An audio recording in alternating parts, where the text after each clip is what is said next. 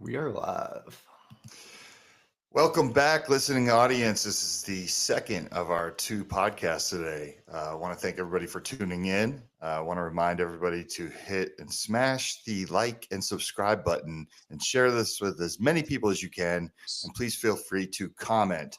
Today, I'm joined by my co-host, Kevin Barry, and the Rob Pincus. I don't think there's much introduction needed for you, Rob. You are a friend of the show. You are a board member. You are family. You are a person who runs a gun company, Avidity Arms. You are a world-renowned trainer. You are everything. You are a lion that I feel got dropped into a deer convention in Seattle. That's what we're here to talk about: is the gun violence prevention or harm reduction conference that happened in Seattle last week. And the audience understands a little bit about what was going on there, and they heard it from my perspective. And I think my perspective is one perspective. Sometimes I'm a little naive, so I want to get the other perspectives. I want to have you on, Yamani and Barlow, to talk about the different things that they saw.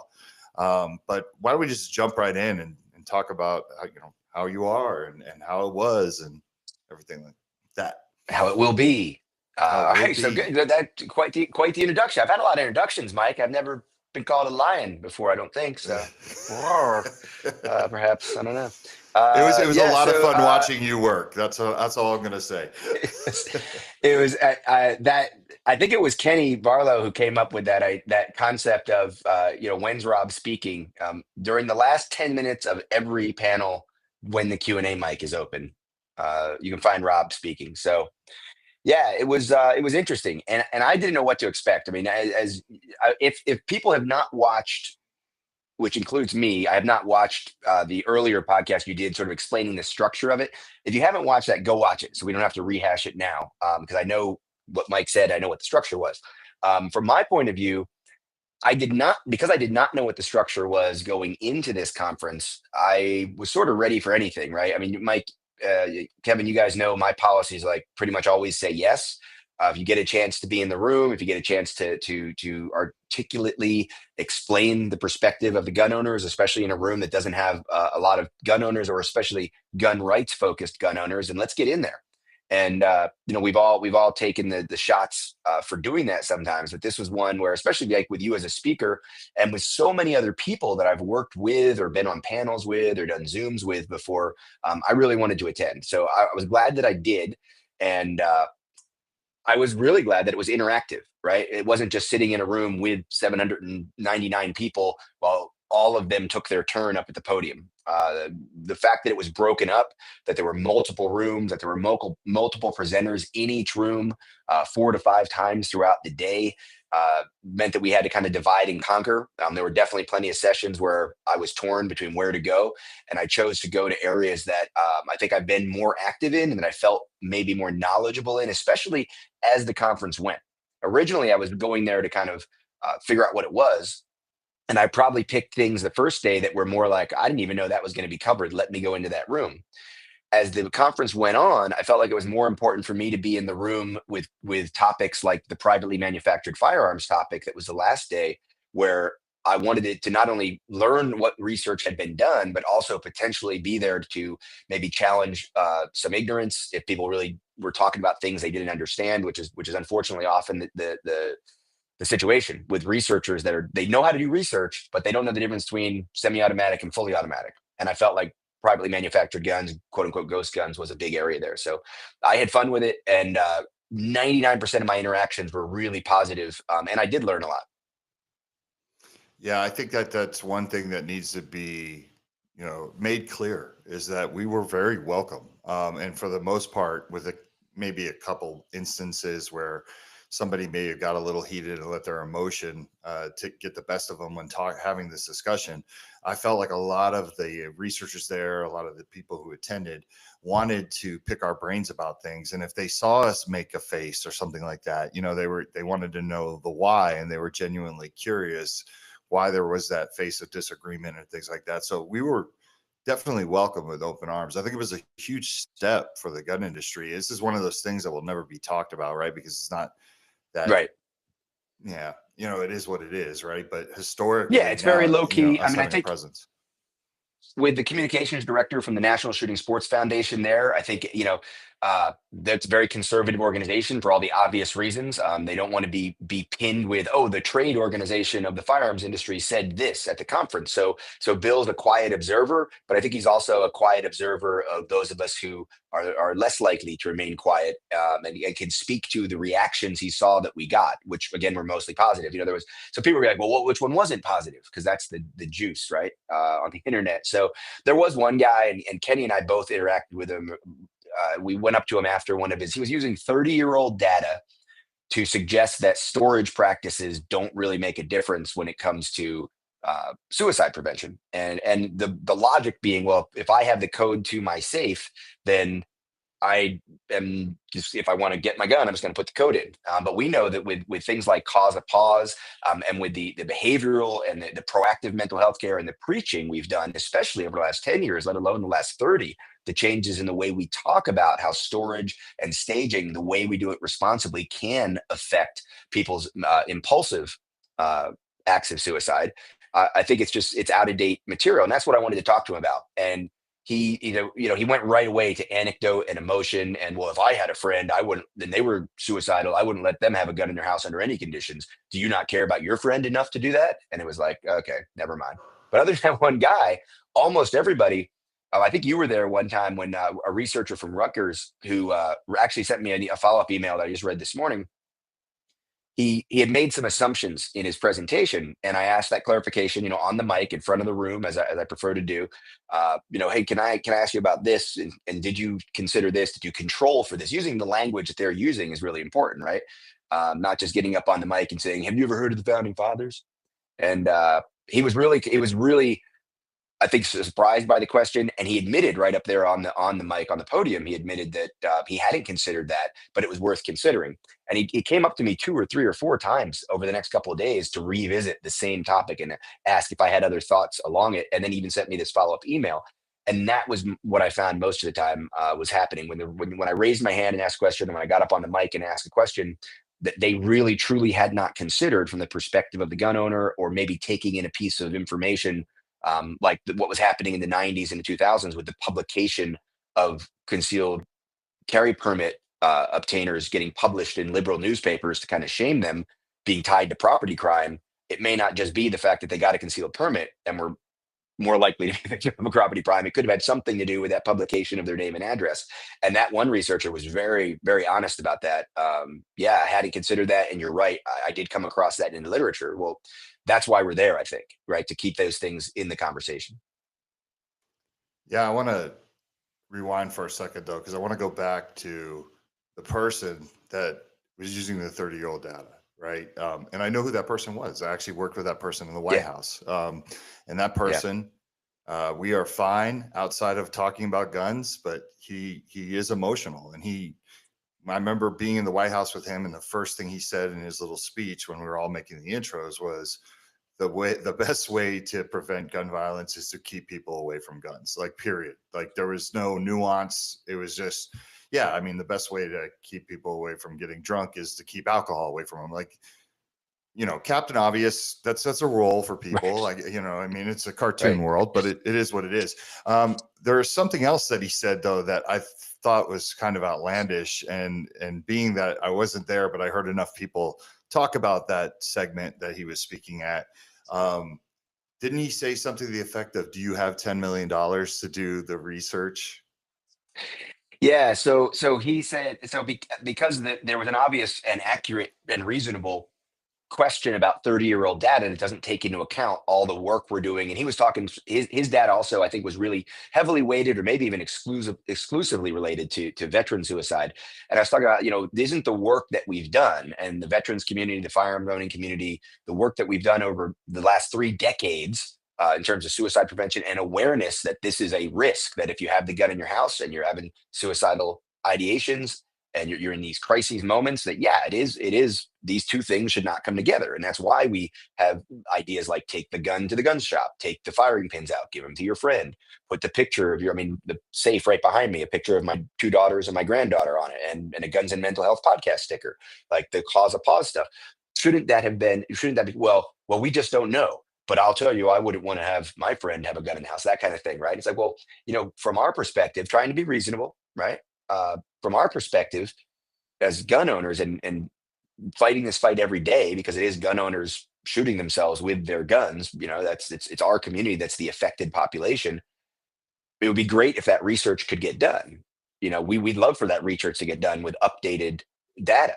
And he literally, and you got, it is also a weird dynamic, because I walked up to the dais that he was on, so he's leaning over the table, like kind of like looming over us, and in this very odd like posturing. Well, I'll tell you what, if you have $10 million, I'll do the research. And it was like, really? And ironically, this morning, a mutual friend of ours from Wisconsin, a journalist who does really good work, sent me an article that he wanted me to read that he had published. And sure enough, that guy's cited in it. And I was just like, I roll. I'm never going to be able to, his name's going to keep popping up. It's like buy a red car, see red cars everywhere. I'm just going to constantly see this guy now. Yeah. So I didn't feel like we were out to do the gotcha moments. I feel like we were there to, correct people if they said something or make them see a different perspective. But there was times where I feel like we did get them in gotcha moments, and I didn't think it was necessarily, intentional. It's just the way the conversation flows. Did you feel like there was any other moments where you got somebody where you were kind of shocked that they didn't have the response?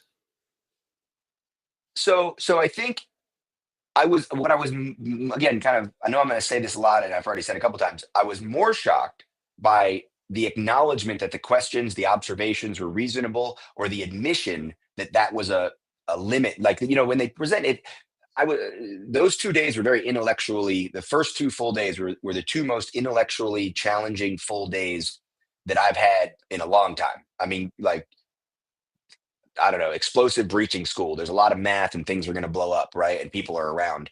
Or when I've led instructor classes, like that's demanding. When I'm juggling media or a video shoot or a training conference, those things. But I put that on myself. As far as like sitting down, kind of in a classroom academic setting and having to deal with confidence rates and coefficients and cohorts and asterisks and exponents and charts and like it was heavy, right?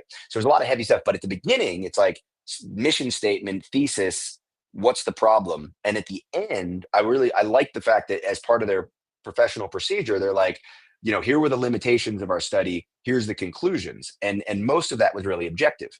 So what I found overwhelmingly, when something like the reporting of people's names and addresses in certain communities could have been tied to property crimes, they would admit it. They would just be like, yeah, hadn't thought about that. And it wasn't like a roll of the eyes, like, yeah, I knew this was going to come up because there was going to be a gun guy in the room. It was really mostly stuff they hadn't thought of, which is why I think it's important for us to be in the room. There was one time when I will say I felt almost like bad, but I had to do it. And it was definitely a gotcha. And there's so much talk. Key phrases like lived experience, right? Like it's like a trump card you throw down, right? Well, I've been shot at, or I lost a family member to firearms involved suicide. So what I say matters more than you, right? And sometimes it's from the podium, people saying, we want people involved who have lived experience. But when it's thrown down as a trump card, it can be distracting from the objectivity, right? The other is like the affected community or the affected population, raising one group up on a pedestal, and maybe for very good reasons if they're more affected. But I find that sometimes seems like a pandering statement that's used. So there was a presentation one day about breaking down $130 million worth of federal funding for research. And it was like for the researchers to know where the funding's going and how it broke down on different categories. And of course, we know suicide is the biggest problem. And all 3 of us on this podcast are heading towards the most affected age bracket, right? So it's suicides of older white guys is the biggest chunk. If you were going to pick one affected population that is the most affected by what they're talking about, they call firearms harms, it's us. You don't see a lot of guys or gals getting up on the podium and saying, well, we know it's really important to study the negative effects of guns on old white guys. So here. So other populations are talked about a lot more. Well, in this presentation, there was this great little, bar graph of how much money went different places. Well, In fact, in the terminology, it's we are non-Hispanic whites, right? It's not just white guys, and it's not old white guys. It's advanced non-Hispanic whites of advanced age or something. So that wasn't on the bar graph. Other uh, demographics were represented by race. There was suicide prevention was only like 13%. Studying firearms owners themselves was like less than 15%. So of course, when I got up on the mic, I said, it's interesting you broke this all down as a member of the most affected population that does have some lived experience dealing with loss of friends and family to these acts of violence. I'm curious about the lack of funding specifically targeting guys like me or guys like I'm going to be, older white guys, because it is our population that has to deal with the biggest problem. And the biggest problem is with firearms involved death is suicide. And that was definitely, I felt like I was pulling a little bit of a gotcha, but it needed to be said. And there were three people in that room, one on the podium and two in the audience, who were involved with that study, who all felt compelled to respond very much like there was backpedaling, there was apologizing, there was, I don't know that, we did look at that, I don't know how it didn't make the slide kind of stuff. And that was probably the most interesting response I got. That was almost like, ooh, we got called out and we need to sort of cover it up, instead of just saying, yeah, you're right, we didn't focus on that because that's not where the money's going right now, which I would rather they had said. But also that response was prompted by me definitely pulling a gotcha. I think the rest of it all was really, again, isolated moments, but for the most part, it was just, hey, I wonder if they thought about this. And I was fully prepared to find out that they did. And sometimes it did turn out that way, like the privately manufactured firearms. The Catherine Fowler, who did that research and gave that presentation, she readily had her answers ready. Like, she's sharp. And that data showed something I'm not surprised by, that the number of fatalities involving privately manufactured quote unquote ghost guns is incredibly small over her very thorough 18-year data set research, less than 100. Counting the killing in New York City last week, if that in fact was done with a 3D printed gun, it's still less than 100. And the numbers track: 55% suicide, less than 3% accident or negligence, 2% unknown, and the rest of them homicides. So the numbers track consistently with traditional guns, which again says to me, we don't need to make a big deal about ghost guns. We need to worry about what some people are doing with any kind of gun. Yeah, I was really glad that you were there to kind of point that out, that, they've created this fear, especially the media, with something like a ghost gun, and seeing that number less than 118 is very eye-opening for people. And I felt like they did a lot of tiptoeing, which I kind of understand, because I guess I was a little disappointed, because I felt like numbers are numbers and research is research. And basically, like, there's nothing wrong with saying, hey, like when talking about Black homicide, who's killing who, right? Like, to me, I was kind of like, I always felt like they talked about Black homicide, but then many times they would tie it to systemic racism. Yeah, And yeah, that, it was a lot of things that. like that, because that makes me think, if I'm a regular person, it's like, oh, people from Beverly Hills are going into Compton and they're smoking people and then leaving, and that's just not the case. And I'm like, in my head, I'm like, why can't we just talk about this honestly? It's a problem, it needs to be addressed. But I feel like we're doing a disservice when we tiptoe or we act like something is bigger than something else. And I felt like a lot of that was going on, but that was just my Yeah, opinion. and I thought suicide was ignored for the most part in every conference yeah, I there went wasn't a to. lot on suicide. I want to circle back to what there wasn't a lot of, but one of the problems I have trying to go down that road, in terms of saying, hey, can we call this what it is? Can we talk about it more directly? Is that what happens is the goalpost tends to move, because I've had that conversation with people interested in that violence, just the violence prevention conversation. Is that it's yeah, we're talking about guns and firearms harms and firearms involved deaths, and we're going to talk about the affected population in the Black community and homicides, but we're not going to talk about how those homicides actually play out. We're just going to talk about the fact that it exists. When you want to go one step and talk about how those homicides are occurring, what ends up happening in my experience with the systemic racism flag, is that then it's, well, let's talk about why there's crime in those populations. And let's talk about these other economic issues, and let's talk about educational issues, and let's talk about urban community issues. And all of a sudden, you just can't get away from it. Like eventually, it's going to be, because somebody bought somebody and brought them over on a boat, and that's why this is happening in Detroit last week. And I understand how you got there, but today we really can't do anything about that. That was bad. We stopped doing that. Now today, let's talk about what we can do here, and not have to throw the racist flag, because it's not racism when two people of the same race who don't have any issue about each other's mom's background, heritage, shoot at each other. And that doesn't matter if it's white, Hispanic, black, whatever. Just take race out of it, right? And I think that's really tough. I'll tell you right now, like I don't know if you guys have read, we had that Madison, Wisconsin school shooting yesterday. Of course, there was a whole bunch of misinformation flying around. I don't know if you guys have read the 6-page quote unquote manifesto that she left. There's some blatant racism in there.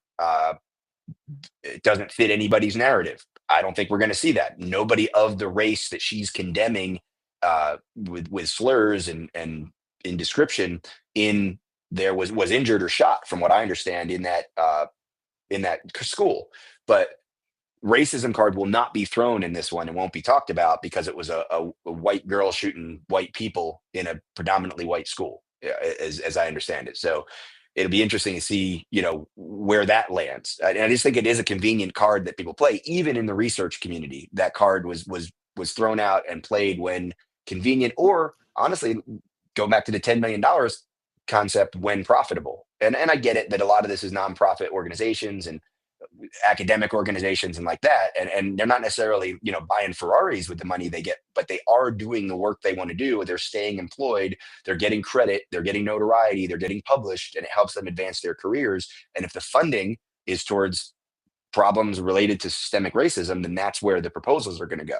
And I'm excited that we actually have some conversations and follow up. One of them later today, Mike, where you and I are going to be talking to some of these researchers about how to maybe steer funding towards things that gun owners really think is important in terms of reducing negative outcomes. It almost seems like the researchers' hands are tied because there's so much funding around those areas. But after those findings, even if it was just as raw of this is what's happening and this is the population that it's happening against, they don't have that trusted messenger to really have any solution for that finding. So it almost has to move the goalpost to keep that funding stream going. I mean, but that's like saying, the YouTubers have to give positive reviews of every gun, because otherwise the gun companies aren't going to pay them to review guns, right? At some point that's shilling, or at some point that's a negative thing. Like you can say, well, that's how you have to do it to stay in business, but I don't think that's a good enough reason. But I do think that drives people. So I think there are people who probably come into this with really good intentions. They start looking around and they're like, logically, if you're new to this environment, you might say, well, where's the funding? Because if the people giving the money are serious about solving the same problems I want to solve, then they probably have already done the research. It's kind of like Mike, when you talk about the founding of Walk Talk America. I'm sure the mental health community knows how to fix this. Let's just get them some more money to do it. And then we found out that really wasn't the case.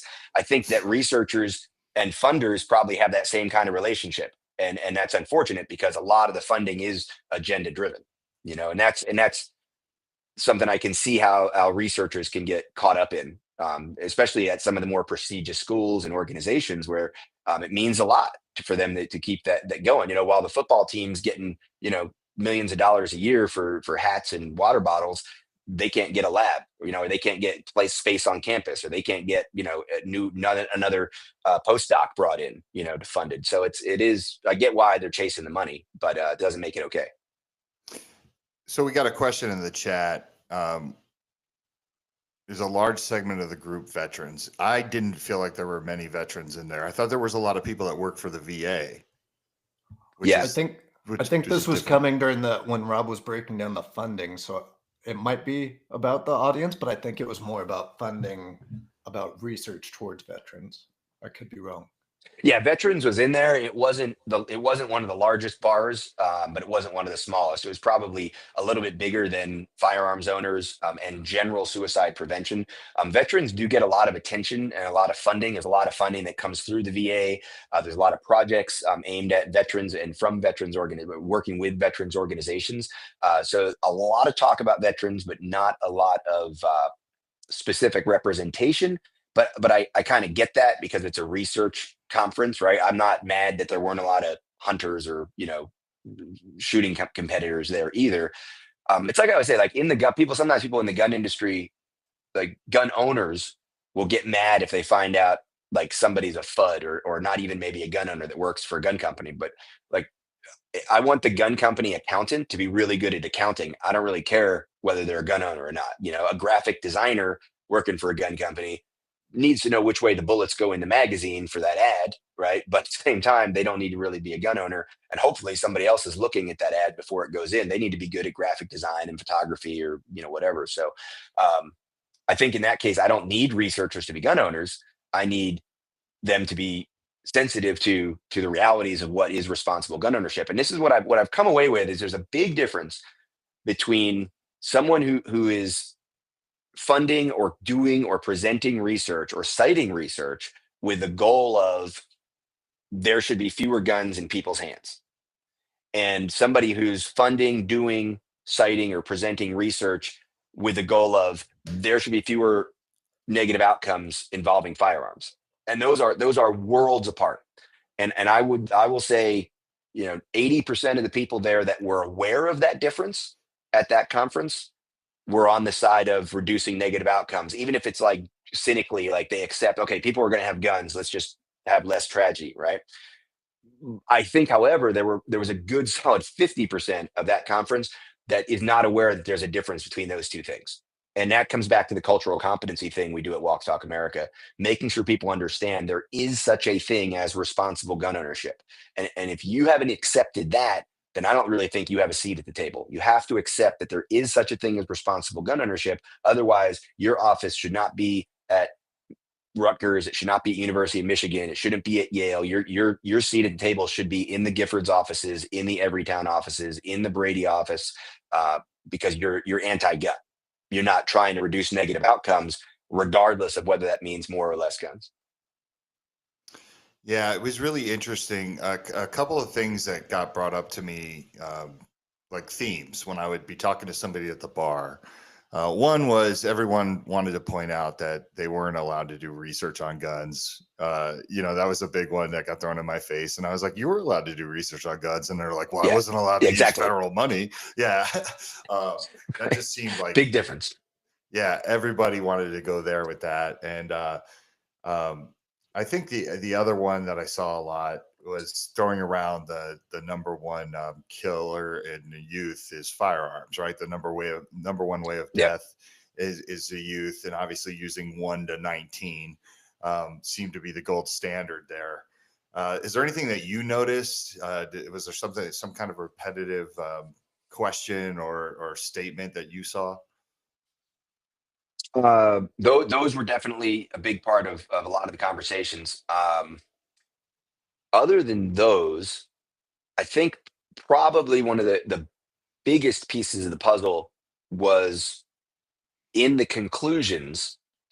There was maybe 30 to 40% of the presentations I heard that their conclusion included that idea of, without necessarily being tied to the data, the idea was we need more research in this area that might fit the narrative better than this, was what I was taking away. And that wasn't said out loud, right? Maybe actually in one or two cases that was basically said out loud, but it was kind of like, in fact, with the privately manufactured firearms, when I did have a question, but I made a little observation in the beginning and I asked, along with the detailed data question I was asking if she agreed that this data shows that too much has been made of the problem with privately manufactured firearms, and she almost like undermined her own research to say, well, this is the first time we've looked at the data and we hope more research is done, and I wouldn't draw that conclusion yet because it's early in the process. And it's like, you're one of the most respected researchers here and you're using like CDC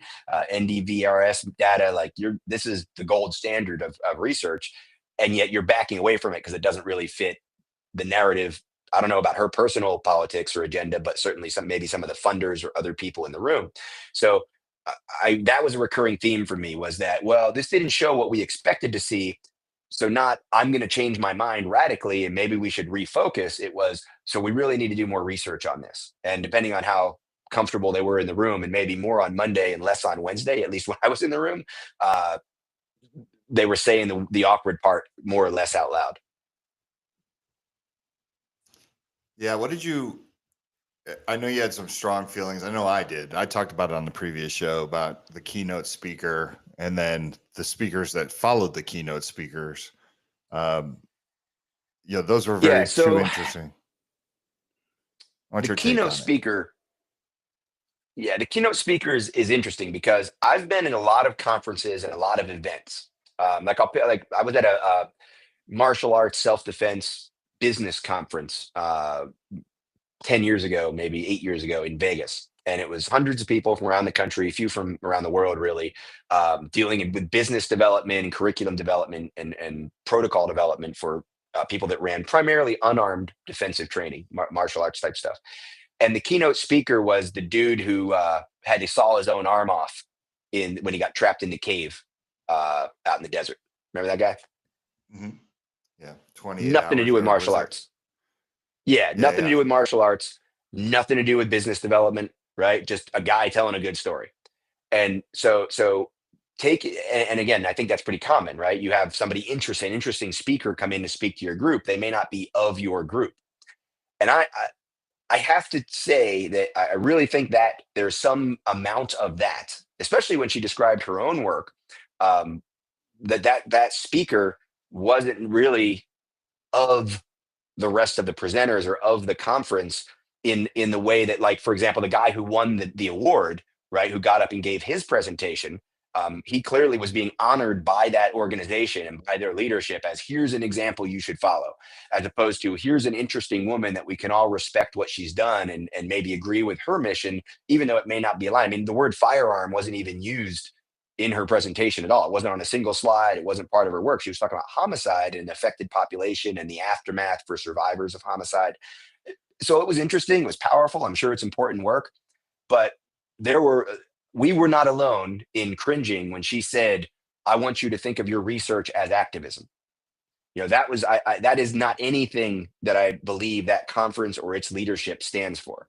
And while there were people that wanted to defend her as a human, I was really trying to be careful to not be attacking her, which I have no, like I said, I don't know that much about her. I know that statement doesn't seem to belong at a research conference with science and objectivity. And the only person who even began to try to defend that statement in the whole time was someone that just happened to be like eavesdropping and barging in on a conversation, who was honestly drunk at the hotel bar at 11 o'clock on the second night. So I don't think that anybody really was comfortable with her saying that. And I did David Yamane, along with a couple of people that I work with at the Firearms Injury Prevention Initiative out at CU Boulder. That's a table I was sitting at during the keynote.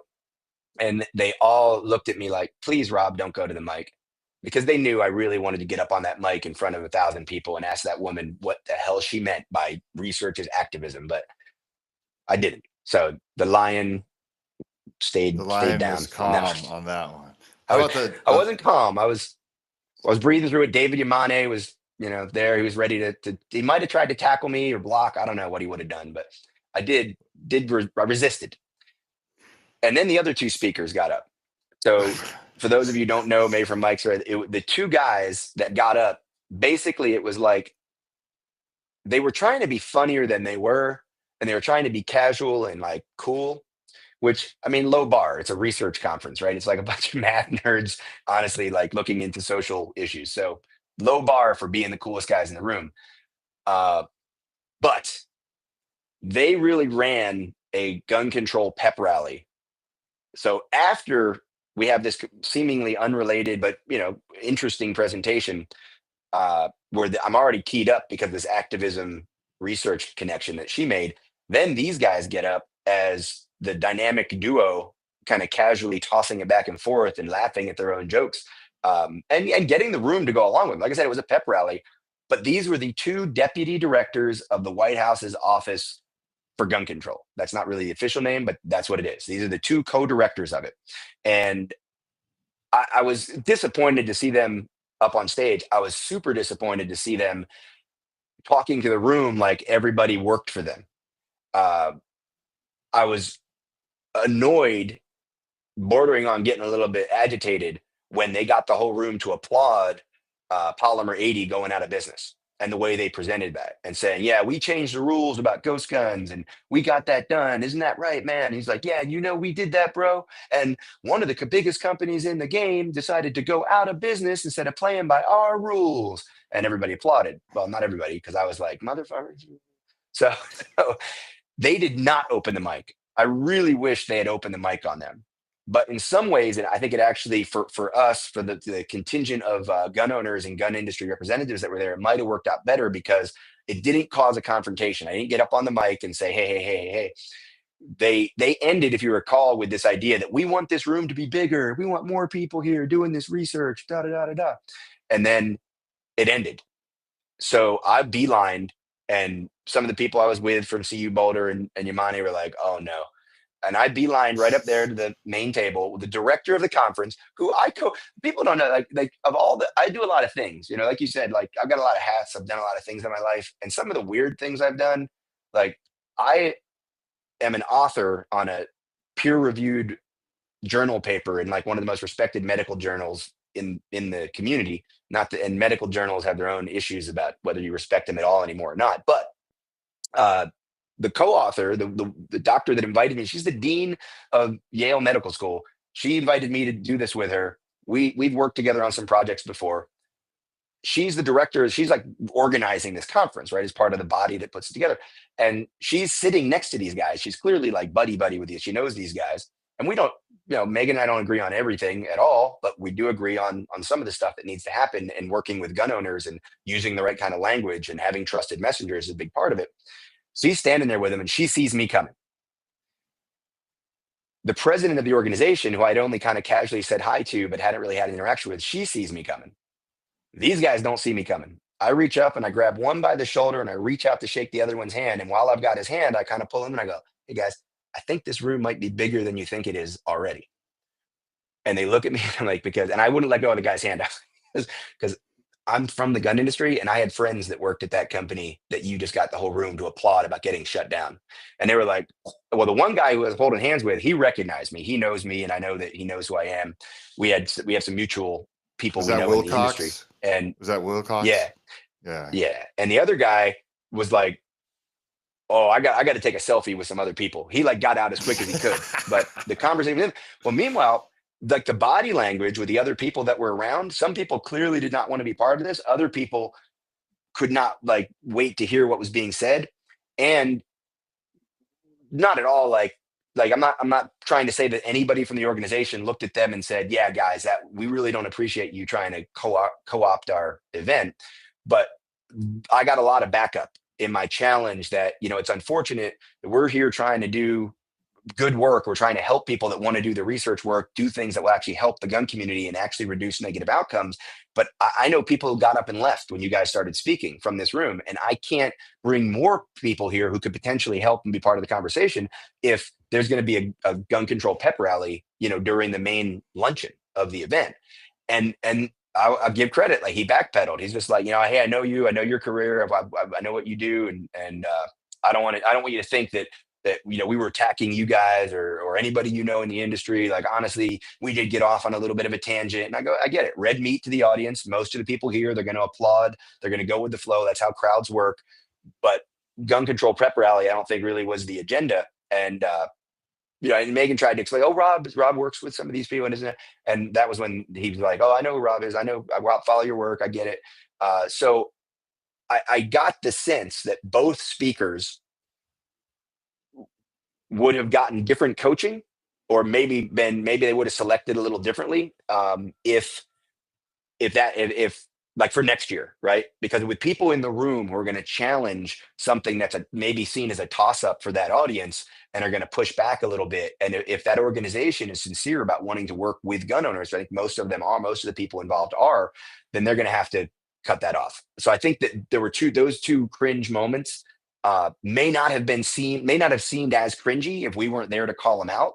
But when I called them out to any of the leadership there, And then to find out that the president of the organization, and she kind of made fun of herself a little bit. She's like, I'm the last person that people are going to think is like pro-gun. Her husband's a hunter. They shoot recreationally. They do trap shooting stuff, and she's another one at a big university, very well respected academic. Doesn't fit the image of the gun owner or gun owner sympathetic in any way. But she made a point after that to come over and talk to me a little bit too. So I have good hope. Like, I definitely want to be there next year. I'm hoping that some more people from the gun journalism side. I know I talked to Stephen Gutowski this week, a couple other guys, maybe more people there.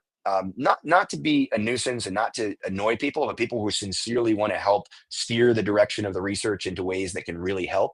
I think it's important that we're there, and I'm looking forward to see if that tone is a little different next year, especially from the main stage at the big events. Yeah, and G-Webs in the chat brought up a great question, basically saying, hey, if some 2A orgs showed up and had tables at this conference, would it have an effect? Would it be worth it? And absolutely, that's one of the things Rob and I were pushing for. In fact, I did get tentative permission, like green light, for at least a table for Second Amendment organization, and then obviously Walk Talk America being involved there too. I do think Walk Talk America is already very respected. I mean, Mike was there as a presenter. Like, WTTA is seen as a different kind of animal from overtly Second Amendment organization being there, with to educate people about what responsible gun ownership looks like, alongside WTTA and the work that gets done there. So I was really pushing for that with their leadership, because when you look at the list of sponsors, it's not all academic institutions that put on the event. It's not even all nonprofits. I think maybe it is. I don't want to speak to that definitively, but even if it's nonprofits, we've got plenty of nonprofits. The problem is having some of the more let's say, like, meme driven, contentious, like Twitter loving gun rights organizations there pounding on the table saying shall not be infringed. You're just gonna get in the way. So if somebody wants to be there to have like moderate, educated, articulate conversations with people that really don't know much about the gun industry or gun ownership, to help steer the conversation, not to just refute the conversation with rhetoric, then I do think they should show up. But some of the regular characters can just stick to talking to the in crowd at NRA convention. Yeah, another question in the chat. Great question. Like, was every town there? Yes, every town had representation. Yeah, Giffords, there. Every town. Giffords, Brady. They were all JJ there. from Brady was there. It's really interesting because people think like it's like Darth Vader and Luke Skywalker. Like, we're going to see each other in a room and it's like, it's on, and it's really not. It's some of the organizations that we consider anti-gun, beelined it for me to say, hey, they love the work. They follow it. They love the website. Sometimes we have the exact same message too. Like, I know Brady's done a good job of really redefining their stance on secure storage and things like that. Is if you didn't know the flag in the background of the person speaking, it could be, somebody from 100%. Any gun organization. So this is really a chance for us to come together and have and play with each other's ideas in a graceful manner. The big difference is sorry, just real quick. The big difference because I know we're going to get like attacked over that, but right, because there's always those snipers out there in internet land. The big difference is the government involvement. So if somebody's talking about why people should get training or why people should prevent unauthorized access, what I say and what somebody else on the other side of this fight might say could be 99.9% of the same, until you get to the part where, so we need more laws. And I'm saying, so we need more education, right? And that's really the only difference in a lot of these cases, which makes me want to circle back. I said I was going to talk about what wasn't there. You know what wasn't there? I didn't see a single piece of research, presentation, poster about assault weapons.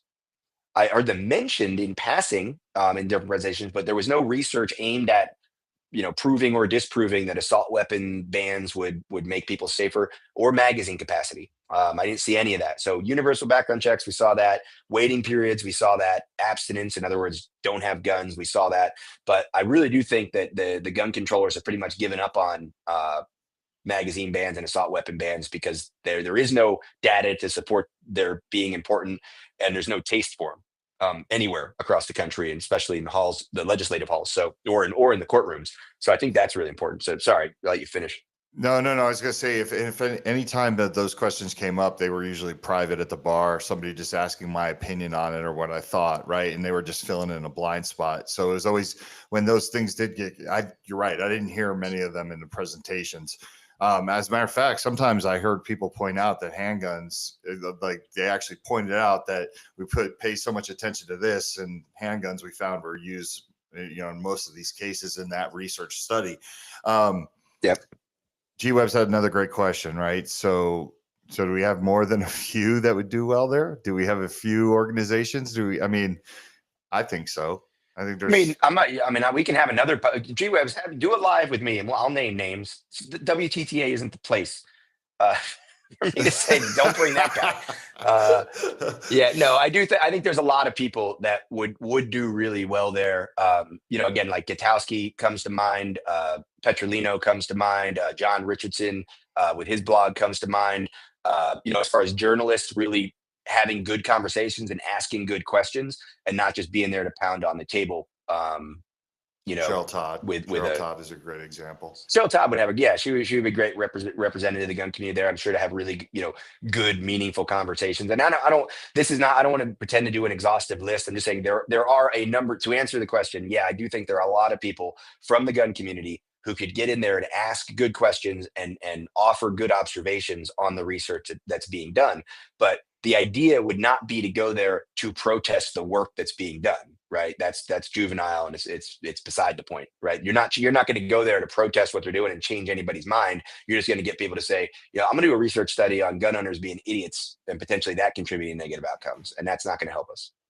Yeah, and I know we're up against it. I just want to kind of put a bow on it to say, everyone kept asking me a recommendation. And one of the recommendations that I constantly said over and over again was I'd like to see some research done on gun laws that we think are positive, right? That we assume are positive, that have unintentional consequences. And every single researcher was like, that's fair. You know what I mean? So yep. Especially with red flag laws. Yeah, do red flag laws push people away from mental health? Obviously, a big focus we have at WTTA. And a lot of them really, it's a light bulb moment for anybody on the gun control side that's pro red flag law. When I make that point, like there isn't a single red flag law, and I'm unaware of any that have even been proposed federally or at a state level that require the involvement of a mental health professional to find out what's really going on and get this person who supposedly is a danger to themselves or others actual help. And that light bulb goes off with people, even to the point of like, if one of those laws showed up and we got the data, did the mental health professional find them to actually need help, or did the mental health professional say, yeah, give the guy his guns back, it's not a problem? I think we need that data, right? So I'm not pro red flag law, but if there's going to be one passed, I need to see one that actually involves mental health professionals in any state or at the federal level, wherever it's going to end up being passed anyway. If that's included, I'm going to, in the back of my mind, say, well, in a few years, at least we'll have some data to really see what's going on here. And it's not just thinly veiled gun control, which at this point, I really believe it is. Yeah. Another bow I want to put on there is not one person had an issue when they asked me about red flag laws. And I had a sticker on my badge that said, ask me about ERPAs, right? I was inviting that. Not one person when I said, hey, I believe that if you're not allowed to own your firearm and your firearm needs to be taken away from you, that you're in crisis. And I don't even want you to have your car at that point, right? And I think that made a lot of researchers think like, oh, wow, like that is a great point. Like, we can't just say we're taking this one thing away and then everything's going to be copacetic. Like, they need to see that there's a bigger issue here. And if we really care about humanity, then we need to get people help, and we need to watch them around their knives and everything else that they can, potentially cause harm to themselves and other people with. But one thing I do want to plug before we get out of here is that we have the second Walk the Talk America survey coming out. We're going to be running it from Friday to January 31st. You'll see more information online. We're going to send out a newsletter. Granted, this is not a way to do research. A lot of researchers crapped all over this, but we don't have $10 million like Matt Miller says to run this properly. So naming names. I will go. Yeah, listen, it's all good, right? Like, one of the things about Walk Talk America is we have allowed ourselves to embrace all walks of life and everything that they think, should be or how it should be. And I'm all for that. Like Matt and I disagree on certain things, but I've sat at a bar with Matt and we've agreed on 50 million things that are outside of gun world. So not a bad guy, just when it comes to this, a little emotional. But having said that, back to the survey, I just want to make sure that everyone understands why we're trying to collect this data, because nobody's asking these questions and we need real gun owners. Once again, we know this stuff is flawed. You don't just like blanket out a survey. There's a science behind it. David Yamani would kill me. I can actually make David Yamani upset, which is weird because the guy never gets upset because he's like, this is not the way it should be done. He walked out of one of the presentations. He did? He got up and walked out of one of the presentations because he was so frustrated at like supposed academics not being impartial. Oh, that's great. Because he trust me, he calls me on my shit all the time, which, like when I make a post or Kevin, we make a post, he's not cool with it. He lets me know, which is checks and balances, right? Yeah. But like I said, we don't have the money to do these proper researches. And that's one of the things that I wanted to talk to people up there about is maybe one day, one of these schools of medicine would love to do a research project with us and incorporate us into it. Because I really think that would be cool. But just wanted to plug that. Rob, tell the audience how they can get a hold of you, what's going on, anything you want to plug.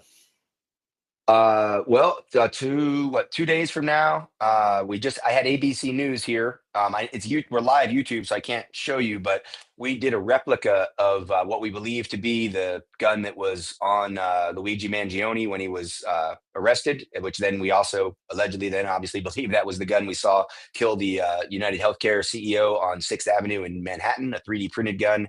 And we talked about the realities of 3D printed guns and sort of, it's not just magic. It's not like putting something in a microwave and it just magically comes out. There's a lot of other work that has to be done. Again, we talked about this research data. As always with these news outlets, we don't know what's going to make the edit and what it's going to look like. Ask me Friday morning if I think it was a good idea. Again, I like to be in the room. I like to have the conversation. And I don't think they had anybody else on the show that I know of who actually is pro private gun making or has done it themselves. So we'll see how that gets edited. But Thursday night, 10 o'clock Eastern, they're doing a 1 hour special. Seems a little early, but they're doing a 1 hour special already on the United Healthcare killing. Okay. Well, listening audience, thanks again for joining us. I want to thank all of our sponsors for making this possible. And until the next time, stay mentally healthy. Thanks, guys.